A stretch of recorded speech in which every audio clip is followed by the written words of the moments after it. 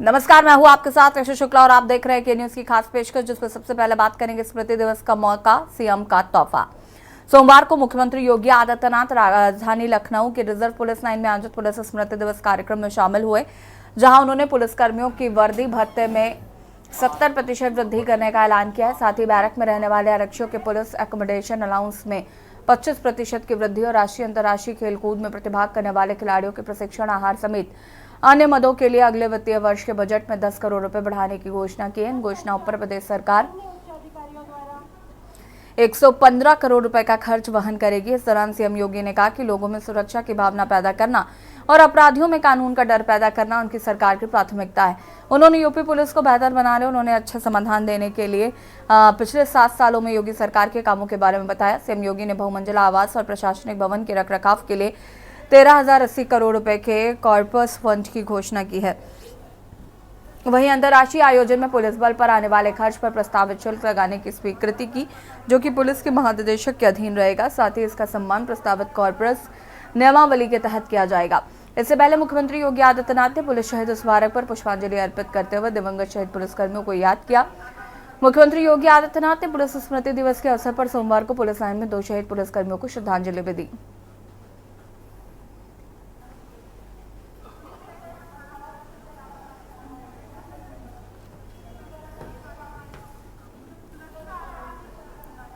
माननीय मुख्यमंत्री जी, सलामी मंच की ओर बढ़ते हुए आपके साथ हैं पुलिस महानिदेशक।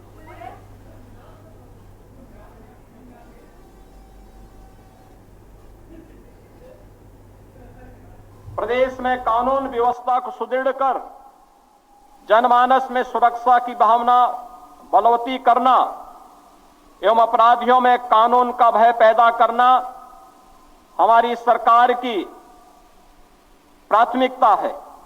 इसके दृष्टिगत प्रदेश सरकार ने उत्तर प्रदेश पुलिस बल के मनोबल, कार्यकुशलता एवं व्यावसायिक दक्षता को बढ़ाने, पुलिस बल को बेहतर संसाधन उपलब्ध कराने के उद्देश्य से कई महत्वपूर्ण कदम उठाए हैं। वर्ष 2017 से राज्य सरकार के गठन के बाद से पुलिस विभाग के विभिन्न पदों पर 1,54,000 से अधिक भर्तियां संपन्न हुई हैं, जिसमें 22,000 से अधिक महिला कार्मिक सम्मिलित हैं।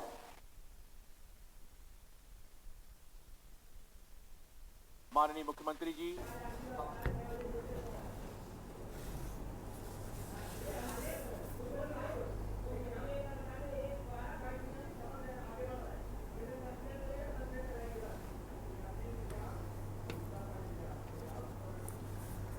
और अब बात करेंगे सियासी इंतजाम हिंसा पर इल्जाम। मैनपुरी की करहल विधानसभा से तेज प्रताप यादव ने नामांकन किया। उनके नामांकन में आए सपा अध्यक्ष अखिलेश यादव ने भाजपा को घेरा। अखिलेश यादव ने कहा कि तेज प्रताप यादव भारी बहुमत से जीत कर जाएंगे।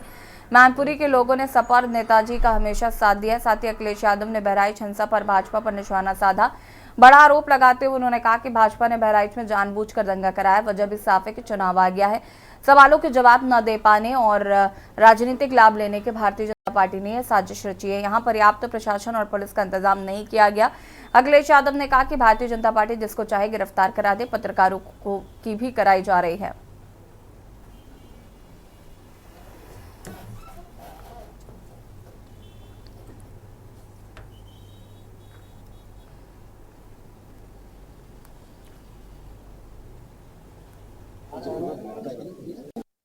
इस बार के जो उपचुनाव होने जा रहे हैं, वहां से समाजवादी पार्टी के प्रत्याशी सांसद रहे तेज प्रताप यादव ऐतिहासिक वोटों से जीत करके जाएंगे।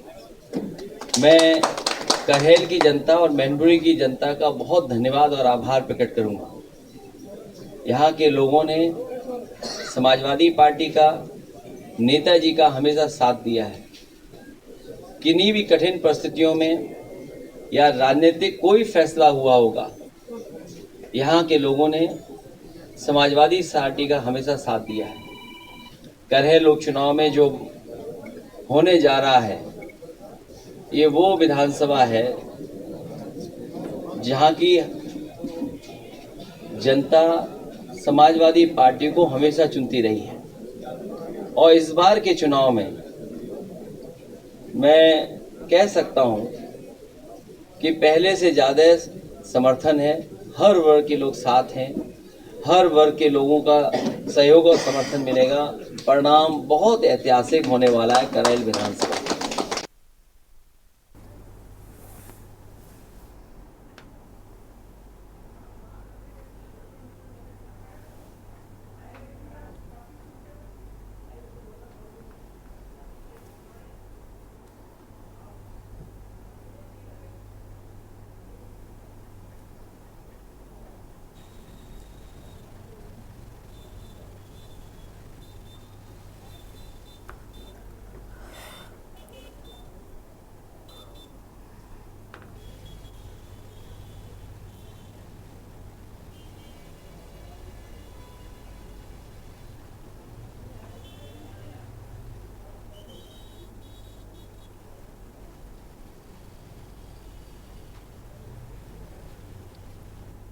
इसी खबर पर ज्यादा जानकारी के लिए संवाददाता चंद्रजीत सिंह हमारे साथ जुड़ चुके हैं। चंद्रजीत जी, क्या कुछ जानकारी है?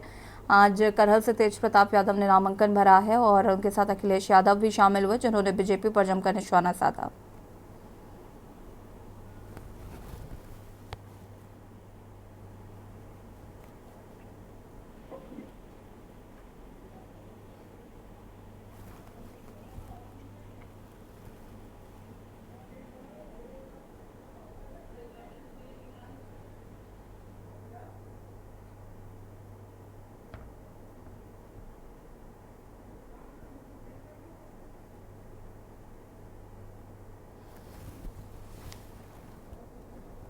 चंद्रजीत जी, आपको आवाज आ रही है? जी, आ रही है। क्या कुछ जानकारी है? देखिए, आप वैसे ही चर्चा थी और जैसा कि पहले से तय कार्यक्रम था कि तेज प्रताप यादव आज जो है 11 बजे करीब मैनपुरी कलेक्ट्रेट पहुंचकर नामांकन करेंगे। नामांकन में अखिलेश यादव के अलावा राम गोपाल यादव, शिवपाल यादव, सत्येंद्र यादव यानी डिम्पल यादव, यहाँ तक कि अदिति यादव भी, जो अखिलेश यादव की बेटी, वो भी साथ में थी। पूरा सैफी परिवार एक साथ आया, उनके नॉमिनेशन में शामिल हुआ। ऐसा ही 2024 इलेक्शन में डिम्पल यादव के नॉमिनेशन के टाइम भी बना। और समाजवादी पार्टी इस करेल उपचुनाव को बिल्कुल भी हल्के में नहीं दे रही, जिसके लिए जो है पूरा सैफी परिवार एकजुट होकर इसमें लगा हुआ है। दूसरा, नॉमिनेशन करने के बाद अखिलेश यादव भाजपा पर बुरी तरीके से फायर हुए और बहराइच की घटना को लेकर भी उन्होंने कहीं ना कहीं उसको बीजेपी पर ही निशाना साधा कि और बटोगे या और कटोगे। इसको लेकर उन्होंने कहा कि ये जो बोल रहे हैं वो हमारा जो पीडीए फॉर्मूला है वो और मजबूत हो रहा है। जी ऐसी। ठीक है, शुक्रिया आपका जानकारी साझा करने के लिए। और बता दें आपको कि अखिलेश यादव आज नामांकन में पहुंचे थे, जहां पर उन्होंने बीजेपी पर जमकर निशाना साधा।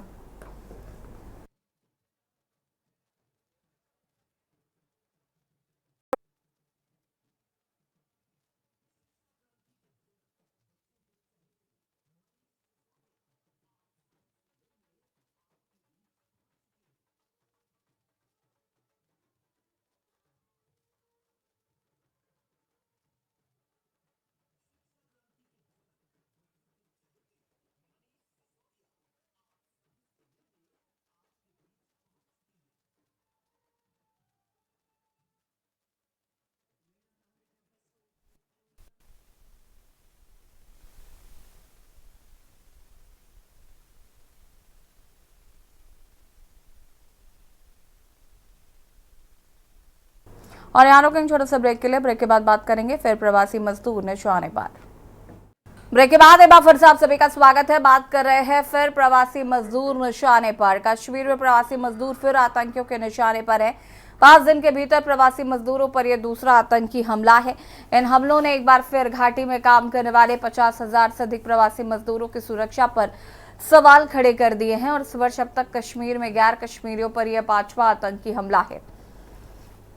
जानकारी के मुताबिक आतंकियों के 2021 में भी इसी तरह के प्रवासी मजदूरों पर आतंकी हमले किए गए थे। 16 और 17 अक्टूबर 2021 को बिहार एवं यूपी में 4 मजदूरों की गोली मारकर हत्या कर दी गई थी। तब घाटी से बड़े स्तर पर प्रवासी मजदूरों ने पलायन किया था। फिर कश्मीर में वैसा ही माहौल पैदा करने की कोशिश की जा रही है। बता दें कि कश्मीर के अलग अलग जिलों में चलने वाली तमाम बड़ी परियोजनाओं में प्रवासी मजदूर काम करते हैं। बिहार, उत्तर प्रदेश, मध्य प्रदेश, छत्तीसगढ़, पंजाब के मजदूर कश्मीर में सेब के बगीचों और उसकी पैकिंग में काम करते हैं। निर्माण कंपनियों के विभिन्न प्रोजेक्ट में ये काम करते हैं। यहाँ तक कि कश्मीर में स्थानीय स्तर पर फल सब्जी बेचने वाले में भी इनकी बड़ी संख्या है। रेलवे की योजनाओं में भी इन मजदूरों से काम लिया जाता है। गांदरबल में श्रीनगर लेह हाईवे पर सोनमर्ग के पास गगनीर इलाके में जेडमोर सुरंग निर्माण करी कंपनी में कार्यरत प्रवासी मजदूरों पर रविवार की रात आतंकियों ने हमला कर एक डॉक्टर और 6 मजदूरों की हत्या कर दी। मारे गए मजदूरों में कश्मीरी व गैर कश्मीरी दोनों हैं। 5 घायलों का इलाज चल रहा है। प्रवासी मजदूरों पर हाल के वर्षों का सबसे बड़ा हमला बताया जा रहा है। जिस तरीके से यह हमला हुआ है, ये चिंता की बात ज़रूर है। केंद्र सरकार की भी नज़र इसके ऊपर है, पर जिस तरीके से नई सरकार के गठन के तुरंत बाद इस तरीके की घटनाएं वापस से शुरू हुई हैं, ये कहीं ना कहीं सवाल खड़े करती है। मुझे लगता है राज्य सरकार की भी ये जिम्मेदारी है कि इन बातों को गंभीरता से लेते हुए इस बात को सुनिश्चित करे। एक लंबे समय तक जब केंद्र के शासन में वहाँ पर कार्य को देखा जा रहा था, इस तरीके की घटनाओं में पूरी तरीके से रोक लग गई थी। पर पुनः अगर ऐसे हमले हो रहे हैं, ऐसी घटनाएं घट रही हैं, तो ये चिंता की बात है और राज्य सरकार को भी गंभीरता से इसको देखने की जरूरत है। और इसी खबर पर ज्यादा जानकारी के लिए विशेष संवाददाता अखिलेश हमारे साथ जुड़ चुके हैं। अखिलेश जी, क्या कुछ जानकारी, जिस तरीके से आतंकी हमला हुआ है कश्मीर में और लगातार इसको लेकर विरोध भी देखा जा रहा था, साथ ही साथ सरकार की तरफ से भी, केंद्र सरकार की तरफ से भी इस पर प्रतिक्रिया आई है। जम्मू कश्मीर के गांदरबल में रविवार देर रात हुए आतंकी हमले में करीब 7 लोगों की जो जान गई, उसमें मजदूर भी शामिल थे। इसमें बिहार के जो 3 मजदूर थे, उसको लेकर बिहार सरकार भी सक्रिय नजर आई। बिहार सरकार के मुख्यमंत्री नीतीश कुमार की तरफ से तुरंत दिल्ली रेजिडेंट कमिश्नर बिहार को फोन करके कहा गया है कि जिन मजदूरों की जम्मू कश्मीर में आतंकी हमले मौत हुई, उनके सबों की व्यवस्था तुरंत जम्मू से लेकर बिहार उनके गांव तक पहुंचाने किया जाए। उसके साथ ही साथ मुख्यमंत्री ने दुख प्रकट होते हुए और परिवार के साथ संताप जताते हुए 2 लाख रुपए को आर्थिक सहायता देने का ऐलान किया गया। और इसके साथ ही साथ सरकार लगातार पल पल की अपडेट दे रही है और साथ ही साथ जो मृतक मजदूर हैं, उनके परिवार के लोगों से लगातार सरकार और प्रशासन टच में है। और साथ ही साथ केंद्र सरकार ने भी इसमें कहा है कि इनके बदला लिया जाएगा और आतंकियों के खिलाफ मुंहतोड़ जवाब दिया जाएगा। लेकिन जम्मू कश्मीर के क्षेत्र में लगातार आतंकी हमले हो रहे हैं, एक के बाद एक आतंकी हमला हो रहा है और आतंकी हमले थमने का नाम नहीं ले रहे हैं। तो इसको लेकर भी केंद्र सरकार स्तर पर एक बड़ी बैठक बुलाई जा रही है, जिसमें इसको लेकर बैठक होगी और तय किया जाएगा कि आखिर कहां पर चूक हो रही है, किस तरह से चूक हो रही है कि जो एक के बाद एक आतंकी हमले हो रहे हैं, जबकि सेना और वहां की राइफल्स के साथ ही साथ स्थानीय पुलिस लगातार सर्च ऑपरेशन चलाती है। और जो खुफिया जानकारी मिलने के साथ ही जब स्थानीय इनपुट मिलता है, उसके आधार पर भी लगातार सर्च ऑपरेशन चलता है, फिर भी आतंकवादी हमले होते हैं। तो इसके पीछे किसका हाथ हो सकता है, किसके मंसूबे इसमें काम कर रहे हैं और कहां से इस टेलर हो रहा है कि जिसके वजह से आतंकी अपनी इन आतंकी घटनाओं को अंजाम देने में कामयाब हो रहे हैं। फिलहाल इन तमाम चीजों को लेकर केंद्र सरकार और रक्षा मंत्रालय से लेकर गृह मंत्रालय लगातार बैठकों का दौर इसमें जारी है और इस पर कोई बड़ा फैसला केंद्र सरकार की तरफ से लिया जा सकता है। फिलहाल शुक्रिया आपका जानकारी साझा करने के लिए। और बता दें, पाजिल में प्रवासी मजदूरों पर यह दूसरा आतंकी हमला है और उसे बड़ा हमला माना जा रहा है।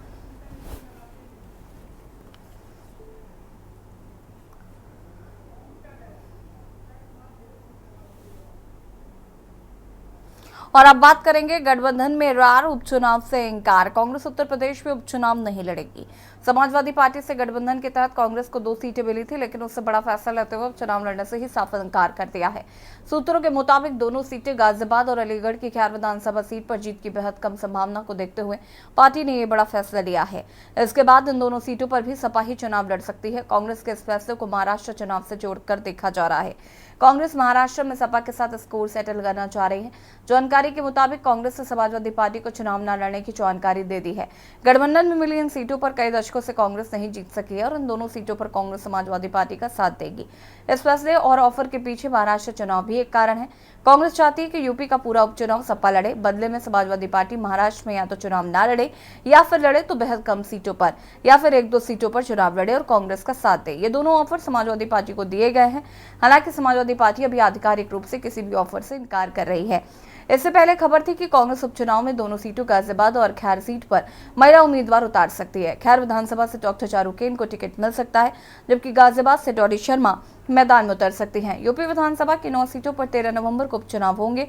सपा पहले 7 सीटों पर चुनाव लड़ने वाली थी, लेकिन कांग्रेस के इस फैसले के बाद अब सपा सभी 9 सीटों पर चुनाव लड़ सकती है।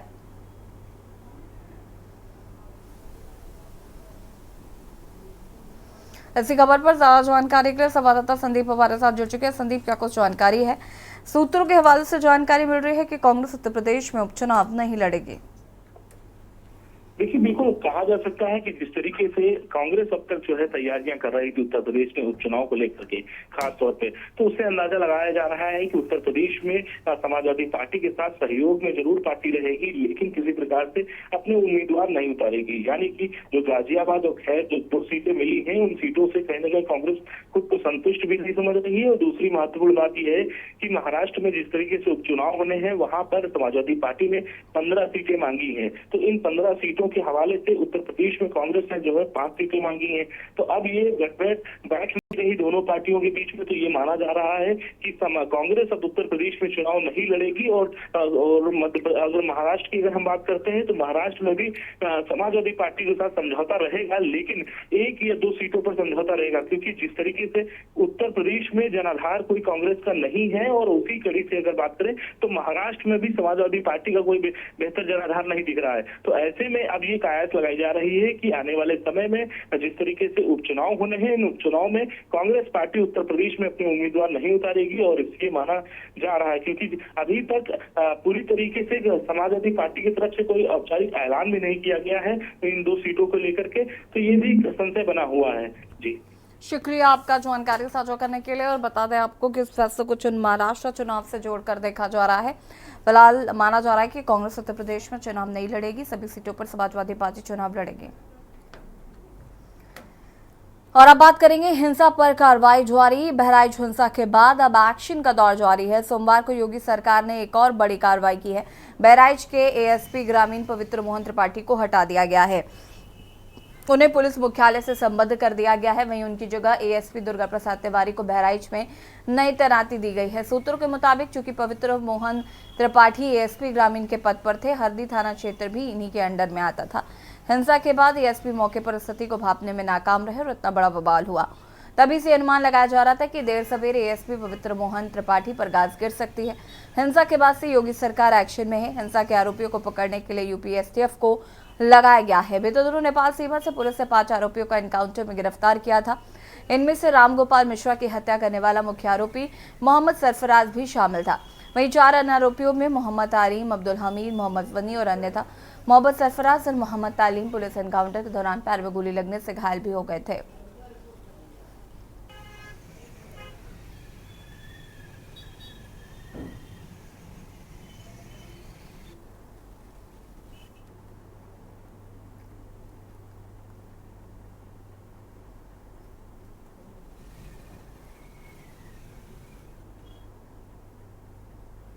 और अब बात कर रहे हैं कायराना हमला कश्मीर दहला। जम्मू कश्मीर के गांदरबल जिले में रविवार को आतंकी हमले में 1 डॉक्टर और 6 मजदूरों की मौत हो गई। हमला श्रीनगर लेह राष्ट्रीय राजमार्ग पर बने सुरंग के पास हुआ।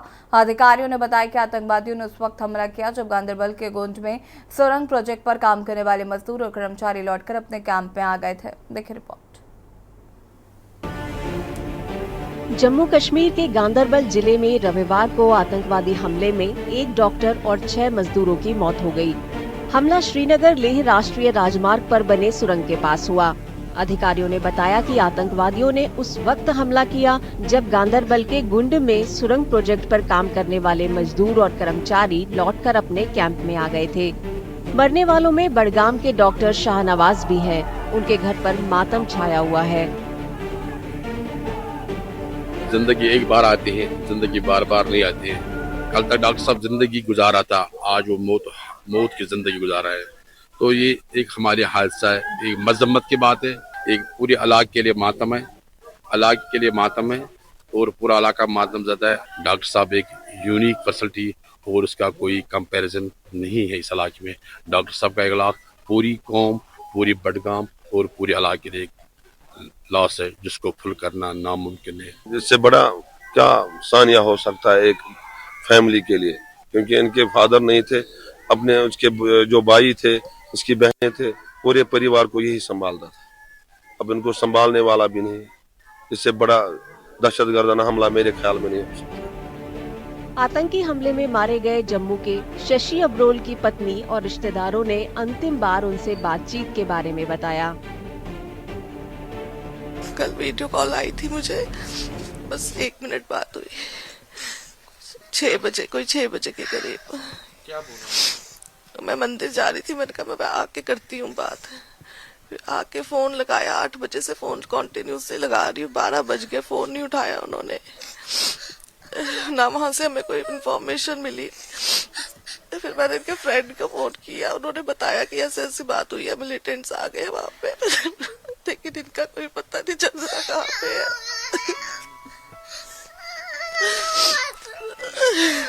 जिस तरह से श्रीनगर में काम कर रही है, आपको कभी डर नहीं लगा, आपने रोका नहीं उनको जाने का? कभी ऐसी बात हुई नहीं, वहाँ इतनी सिक्योरिटी थी इनके कैंपस के, वहाँ पे खुद ही बताते थे कि बहुत सिक्योरिटी है वहाँ पे, कोई ऐसी वो नहीं है बात। अब तो कंप्लीट हो गया था प्रोजेक्ट, बस इनका 1 मंथ का ही था कुछ। तो दिवाली पे आना था? हाँ जी। लास्ट बात उनकी वाइफ से हुई थी 6 बजे, और उसके बाद वो अर्घ देते हैं ना आज धर्म को, अर्घ देने के टाइम में वो फोन नहीं हुआ। फिर सवेरे हमें अखबार में भी आया था, वैसे पता तो लग गया था रात को भी। तो कल करवा चौथ थी ना, वो उसको बुला रही थी, वीडियो कॉल भी कर रही थी, वो फोन ही नहीं जा रहा था, वो डेथ हो चुकी थी उसकी। तो वीडियो कॉल करने लगे तो वो फोन जो नहीं पिक नहीं किया, तो वहाँ पे अटैक हुआ था, वहाँ पे शायद अटैक हो गया। हमें चला कोई 11-12 बजे, फिर बाद में पता किसी उसके फ्रेंड ने बताया कि वहाँ पे हॉस्पिटल में ले गए हैं, इंजर्ड हो गए हैं। वो किसी फैमिली में बेटा है उसका, एक 12th कर रहा है, इंजीनियरिंग कर रहा है, उधर है भोपाल में, और बेटी है यहाँ पढ़ रही है, छोटी है 2nd में। रात को हमें ऐसे बताया किसी ने शायद वो डेड हो गया, मगर हमें यकीन नहीं हुआ। हमने बोला नहीं, ऐसे झूठ बोल रहे हैं, झूठ बोल रहे हैं। ये सुबह न्यूज में आया कि उनका नाम आया, तो तब हमें जाके यकीन हुआ कि ये छोटी बेटी है उनकी, छोटा बेटा पार्ट 1 में है। बहुत अनर्थ हुआ, बहुत ज्यादा अनर्थ हुआ। अपने इस त्योहार पर भी देखो, इतना बड़ा त्योहार है, घर में हर कोई अपनी खुशियों को लेकर के बैठा हुआ, उसके बावजूद भी वो वहाँ अपना काम कर रहे हैं, और काम करने के बावजूद अगर परिवार को ये मिलेगा तो बड़ी शर्मनाक और बड़ी दर्दनाक ये हादसा। माना जा रहा है कि आतंकवादियों की संख्या कम से कम 2 थी। उन्होंने मजदूरों पर अंधाधुंध गोलीबारी की। मजदूरों में लोकल और प्रवासी दोनों थे। 2 मजदूरों की मौके पर ही मौत हो गई। 4 मजदूरों और डॉक्टर ने बाद में दम तोड़ दिया। 5 घायलों का इलाज चल रहा है। मृतकों की पहचान डॉक्टर शाहनवाज, फहीम नजीर, कलीम, मोहम्मद हनीफ, शशि अब्रोल, अनिल शुक्ला और गुरमीत सिंह के रूप में हुई है।